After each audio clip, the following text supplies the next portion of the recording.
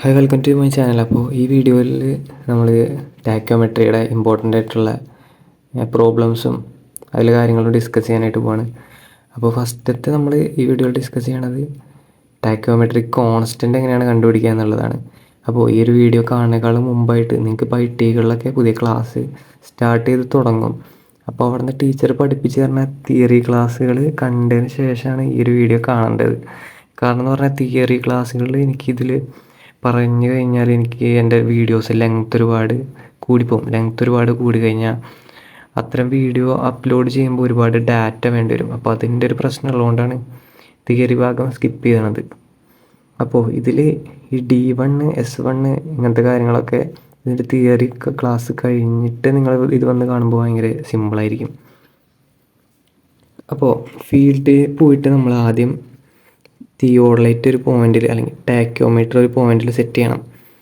എന്നിട്ട് ഒരു 5 മീറ്റർ ഇൻ്റർവെല്ലിൽ ഒരു പെഗ് അടിച്ച് വയ്ക്കുക. വീണ്ടും 5 മീറ്റർ ഇൻ്റർവെല്ലിൽ ഒരു പെഗ് അടിച്ച് വയ്ക്കുക. വീണ്ടും 5 മീറ്റർ ഇൻ്റർവെല്ലിൽ ഒരു പെഗ് അടിച്ച് വയ്ക്കുക. അങ്ങനെ 5 മീറ്റർ ഇൻ്റർവെല്ലിൽ നമ്മൾ ഇവിടുന്ന് ഇത്ര 5 മീറ്ററാണ്, ഈ ഡിസ്റ്റൻസ് 5 മീറ്ററാണ്, ഇത്രയും ഡിസ്റ്റൻസ് 5 മീറ്ററാണ്. ഇനി ഇവിടെ ഫസ്റ്റത്തെ ഒരു 5 മീറ്റർ ഡിസ്റ്റൻസിൽ സ്റ്റേഡിയ റോഡ് അല്ലെങ്കിൽ ലെവലിംഗ് സ്റ്റാഫ് വയ്ക്കാം. എന്നിട്ട് ആ സ്റ്റേഡിയ റോഡിലേക്ക് സൈറ്റ് ചെയ്ത് സ്റ്റേഡിയ ഹെയേഴ്സ് തമ്മിലുള്ള ഡിഫറൻസ് നമ്മൾ സ്റ്റേഡിയ ഹെയേഴ്സിൻ്റെ റീഡിങ് എടുത്തിട്ട് ആ സ്റ്റേഡിയ ഹെയേഴ്സിൻ്റെ റീഡിങ് തമ്മിലുള്ള ഡിഫറൻസാണ് ഇവിടെ S1 ആയിട്ട് എടുക്കണേ. അത് ഫസ്റ്റത്തെ പോയിന്റിലേക്ക് എടുത്തതാണ് S1, രണ്ടാമത്തെ പോയിന്റിലേക്ക് എടുത്തതാണ് S2, മൂന്നാമത്തെ പോയിന്റിലേക്ക് എടുത്തതാണ് S4. ഇവിടെ ഒരു നാലാമത്തെ പോയിന്റ് കൂടി ഉണ്ട്. ആ ഡിസ്റ്റൻസാണ് 0.200. അപ്പോൾ ഇതിനെക്കുറിച്ച് വേറെ കൺഫ്യൂഷനൊന്നും ഇല്ലാന്ന് വിചാരിക്കുകയാണ്. ഇവിടെ നിന്ന് ഇത്രയും വരെയുള്ള ഡിസ്റ്റൻസാണ് D1. D2 എന്ന് പറഞ്ഞാൽ ഈ സ്റ്റേഷനിൽ നിന്ന് ഇത്രയും വരെയുള്ള ഡിസ്റ്റൻസ്. D3 എന്ന് പറഞ്ഞാൽ ഇവിടെ നിന്ന് ഇത്ര വരെയുള്ള ഡിസ്റ്റൻസ്. ഇവിടെ D4 കൂടി ഉണ്ട്. അപ്പോൾ ഇത്ര ഡാറ്റ നമ്മുടെ കയ്യിലുണ്ട്. ഇനി ഇത് വെച്ചിട്ട് എങ്ങനെയാണ് കോൺസ്റ്റൻറ്റ് കണ്ടുപിടിക്കുന്നതെന്ന് പറയാം. അപ്പോൾ ഈ കോൺസ്റ്റൻറ്റ് കണ്ടുപിടിക്കാൻ നമുക്ക് ഇമ്പോർട്ടൻ്റ് ആയിട്ടുള്ള ഒരു ഇക്വേഷൻ അറിഞ്ഞിരിക്കണം. ടാക്കോമെട്രിയിലെ കോൺസ്റ്റൻറ്റ് കണ്ടുപിടിക്കാനും അതിന് ബേസിക് ആയിട്ടുള്ള ഒരു ഇക്വേഷനാണ് D = F/I × S + F+D. അപ്പോൾ F/I എന്ന് പറഞ്ഞാൽ മൾട്ടിപ്ലൈയിങ് കോൺസ്റ്റൻ്റ് ആണ്. F+D എന്ന് പറഞ്ഞാൽ അഡിറ്റീവ് കോൺസ്റ്റൻ്റ് ആണ്. അപ്പോൾ ഇവിടെ ഈ 4 ഡാറ്റാസിന് നമുക്ക് ഓരോ 2 പെയറാക്കി ഡിവൈഡ് ചെയ്യാം. ഇതാണ് ഫസ്റ്റത്തെ പെയർ, ഇത് രണ്ടാമത്തെ പെയർ. അപ്പോൾ ഇവിടെ പെയർ 1, ഇത് പെയർ 2. ഇനി ഫസ്റ്റ് നമുക്ക് 2 ഇക്വേഷൻസ് ഉണ്ടാക്കണം. അപ്പോൾ D1 ഇവിടെ D ആണ് തന്നിട്ടുള്ളത്, അത് കോമൺ ആയിട്ടുള്ള ഇക്വേഷനാണ്. ഇവിടെ നമ്മൾ D1 ആണ് എടുക്കേണ്ടത്. അപ്പോൾ D1 = 5 ആണ്. 5 = F/I എന്ന് പറഞ്ഞാൽ നമുക്കറിയില്ല, ഇത് നമ്മൾ കണ്ടുപിടിക്കാൻ പോകണം. S എത്രയാണെന്ന് പറഞ്ഞു കഴിഞ്ഞാൽ S1 ആണ് നമ്മളിവിടെ എടുക്കണേ. ഫസ്റ്റത്തെ പോയിന്റിലേക്ക് എടുത്തുകൊണ്ട് ഫസ്റ്റത്തെ നമ്മൾ D1 ഉം S1 ആയിട്ടാണ് ഡിനോട്ട് ചെയ്തത്. S1 0.050 പ്ലസ് F+D എത്രയാണെന്ന് നമുക്കറിയില്ല, F+D എന്ന് തന്നെ എഴുതണം. ഇനി ഇതാണ് നമ്മുടെ ഇക്വേഷൻ 1. ഇക്വേഷൻ 1 നമ്മൾ ഉണ്ടാക്കി. ഇനി ഇക്വേഷൻ 2 എടുക്കുകയാണെങ്കിൽ ഇപ്പോൾ നമ്മളിവിടെ D1 ആണ് എടുത്തത്. ഇനി D2 എടുക്കുക. D2 എന്ന് പറഞ്ഞാൽ 10 metre. 10 = F/I × S2 0.100 plus F+D എത്രയാണെന്ന് നമുക്കറിയില്ല. അപ്പോൾ ഇങ്ങനെ എഴുതി. അപ്പോൾ ഇക്വേഷൻ 1 കിട്ടി, ഇക്വേഷൻ 2 കിട്ടി. ഇവിടെ ശ്രദ്ധിക്കണം, F/I × S. അപ്പോൾ ഇത് ഒറ്റയ്ക്കല്ല ഇവിടെ നിൽക്കണം, ഇത് ഇൻറ്റു ആയിട്ടാണ് ഇവിടെ കിടക്കണത്. ഇവിടെ F+D എന്ന് പറഞ്ഞാൽ പ്ലസിൻ്റെ അപ്പുറത്ത് ഒറ്റയ്ക്കാണ് കിടക്കണത്. അപ്പോൾ ഈ ഒരു ഉള്ളിലത്തെ F/I യും F+D യും വാല്യൂസ് കണ്ടുപിടിക്കണമെങ്കിൽ ഫസ്റ്റ് ഈ ഒരു പെയർ ഓഫ് ഇക്വേഷൻ നമ്മൾ സോൾവ് ചെയ്യണം.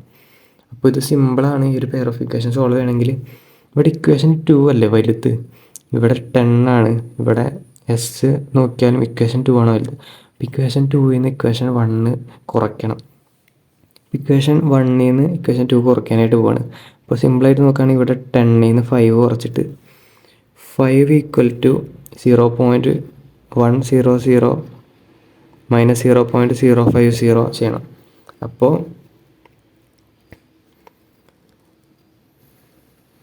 0.050 എന്ന് കിട്ടും. ഇതിൽ നിന്ന് 0.100 0.050 കുറയ്ക്കുമ്പോൾ ഈ ഒരു വാല്യൂ കിട്ടും. ഈ ഒരു വാല്യൂ മാത്രമല്ല, ഇവിടെ ഇത് മൾട്ടിപ്ലൈ ചെയ്തിട്ടാണ് ഇവിടെ കിടക്കുന്നത്. അപ്പോൾ മൾട്ടിപ്ലൈ ചെയ്ത് പെയറായിട്ട് നിൽക്കണ കാരണം ഇവിടെ ഈ ഒരു F/i ഇവിടെ തന്നെ ഉണ്ട്. അപ്പോൾ 0.050 F/i എന്ന് ഇങ്ങനെ എഴുതാം. അപ്പോൾ 5 = ഇവിടെ മൾട്ടിപ്ലൈ ആയി കിടക്കണ കാരണം ഇത് രണ്ടും തമ്മിലുള്ള ഇത് കുറച്ചിട്ട് ഈ F/i ഇങ്ങനെ എഴുതണം. പ്ലസ് ഇവിടെ F+d ഒറ്റയ്ക്കാണ് നിൽക്കണത്, വേറെ ഇതിൻ്റെ ഒന്നും ചെയ്യാനില്ല.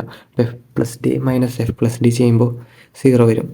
ഇനി 5 = F/i × 0.050. ഈ 0 നമ്മൾ വെറുതെ ക്യാൻസൽ ചെയ്ത് ഇതിവിടെ വേണ്ട.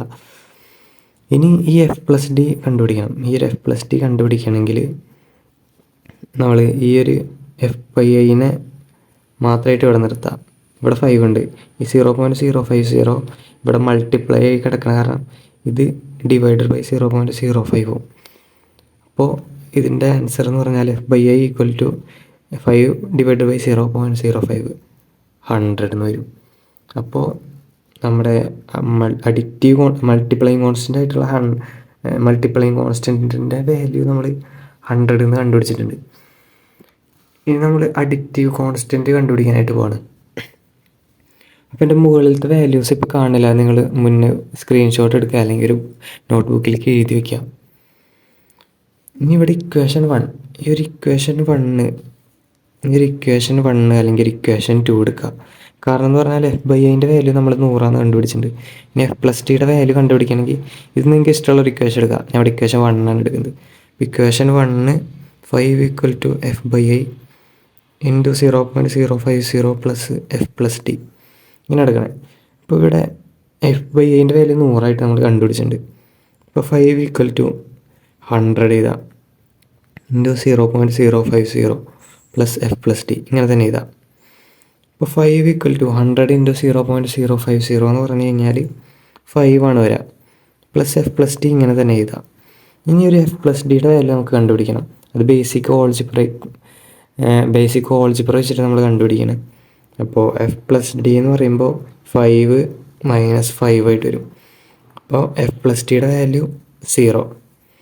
അപ്പോൾ നമ്മുടെ മൾട്ടിപ്ലൈയിങ് കോൺസ്റ്റൻറ്റിൻ്റെ വാല്യൂ 100ഉം അഡിറ്റീവ് കോൺസ്റ്റൻറ്റിൻ്റെ വാല്യൂ 0 നമ്മൾ കണ്ടുപിടിച്ചിട്ടുണ്ട്. ഇനി നമ്മുടെ ഫസ്റ്റത്തെ പെയർ ഓഫ് ഇക്വേഷൻ സോൾവ് ചെയ്തപ്പോൾ അഡിറ്റീവ് കോൺസ്റ്റൻറ്റും മൾട്ടിപ്ലൈയിങ് കോൺസ്റ്റൻറ്റും നമുക്ക് കിട്ടിയിട്ടുണ്ട്. ഇനി ഈ ഒരു സെയിം മെത്തേഡ് വെച്ചിട്ട് തന്നെ നമ്മുടെ രണ്ടാമത്തെ പെയർ ഇക്വേഷനും സോൾവ് ചെയ്യണം. അപ്പോൾ രണ്ടാമത്തെ പെയർ ഓഫ് ഇക്വേഷനും സോൾവ് ചെയ്യുമ്പോൾ നമുക്ക് ഈ ഒരു സെയിം വാല്യൂ തന്നെയാണ് വരാം. ഇനി എന്നിട്ട് ലാസ്റ്റ് ഫൈനൽ സ്റ്റെപ്പായിട്ട് ഇതിൻ്റെ രണ്ടിൻ്റെയും ആവറേജ് എടുക്കണം. പെയർ 1ൻ്റെയും പെയർ 2ൻ്റെയും ആവറേജ് എടുത്തിട്ടാണ് ഫൈനലായിട്ടുള്ള ആൻസർ വരാം. നമ്മൾ ഫീൽഡിൽ ചെയ്യുമ്പോൾ കറക്റ്റ് 100ഉം 0യും വരണം എന്നില്ല നമ്മൾ ഓരോ പെയർ സോൾവ് ചെയ്യുമ്പോൾ. അപ്പോൾ അതുകൊണ്ടാണ് രണ്ടിൻ്റെ ആവറേജ് എടുക്കണത്. അപ്പോൾ ഇത് മനസ്സിലായി വിചാരിക്കുകയാണ്. നെക്സ്റ്റ് വീഡിയോയിൽ അടുത്ത പാർട്ടായിട്ട് കാണാം.